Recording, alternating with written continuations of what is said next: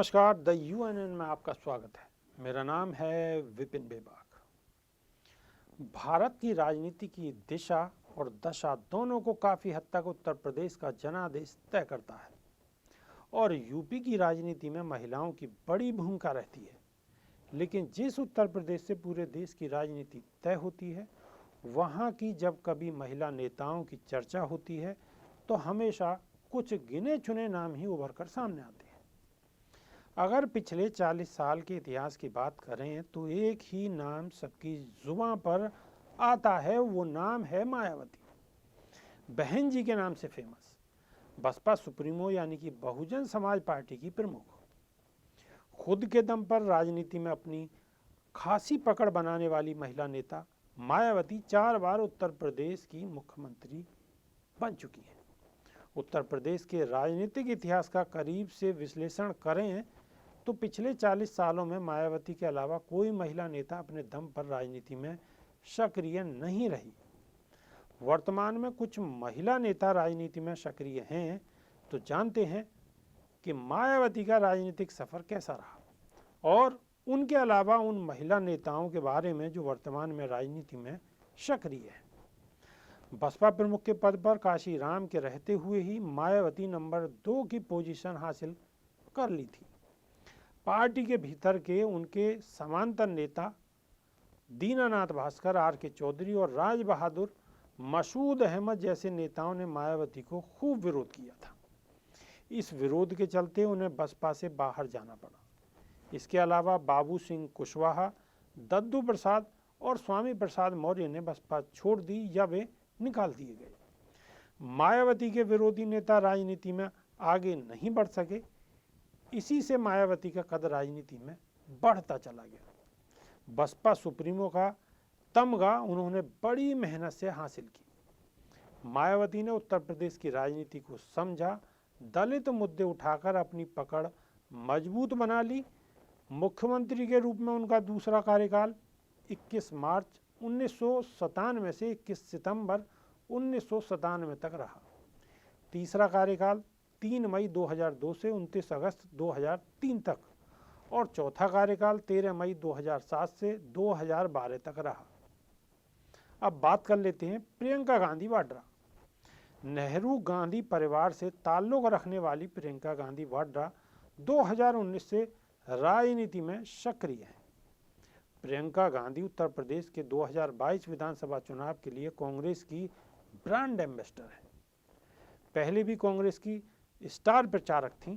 वह कांग्रेस की पूर्वी उत्तर प्रदेश के प्रभारी महासचिव थीं, जबकि पश्चिम उत्तर प्रदेश से ज्योतिरादित्य सिंधिया के पास था। लेकिन सिंधिया के बीजेपी में जाने के बाद पूरा उत्तर प्रदेश प्रियंका गांधी वाड्रा के पास है।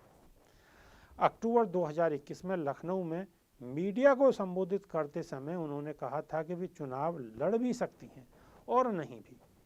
उन्होंने ये भी कहा था कि जैसे जैसे चीज़ें आगे बढ़ेंगी उसी के मुताबिक वो निर्णय लेंगी।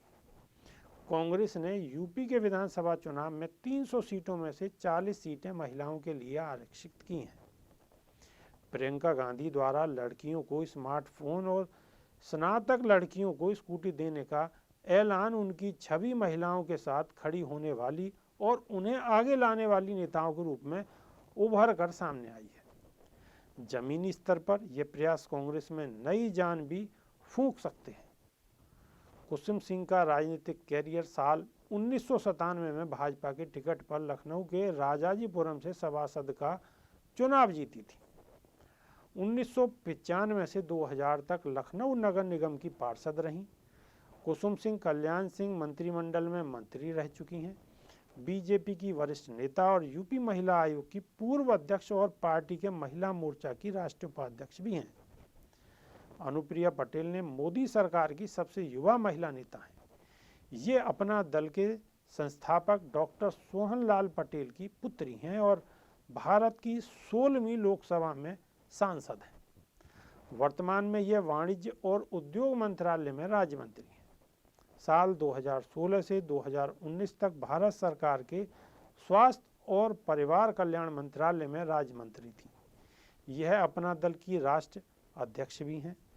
स्वाति सिंह यह NRI, बाढ़ नियंत्रण, कृषि आयात, कृषि विपणन, कृषि विदेश व्यापार की मंत्री और महिला कल्याण मंत्रालय, परिवार कल्याण मंत्रालय, मातृ और बाल कल्याण मंत्री हैं। मुख्यमंत्री योगी आदित्यनाथ के कैबिनेट में राज्य मंत्री हैं। इन्होंने बसपा सुप्रीमो मायावती को चुनाव लड़ने के लिए खुली चुनौती दी थी।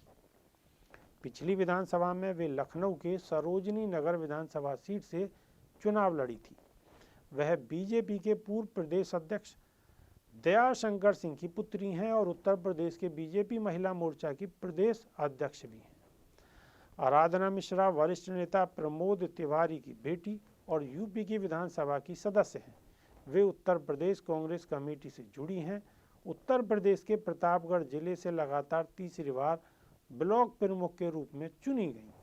वह ग्रामीण विकास मंत्रालय भारत सरकार के तहत उत्तर प्रदेश राज्य निगरानी और सतर्कता समिति की सदस्य है। अभी के लिए सिर्फ इतना ही। बने रहिए हमारे साथ। नमस्कार।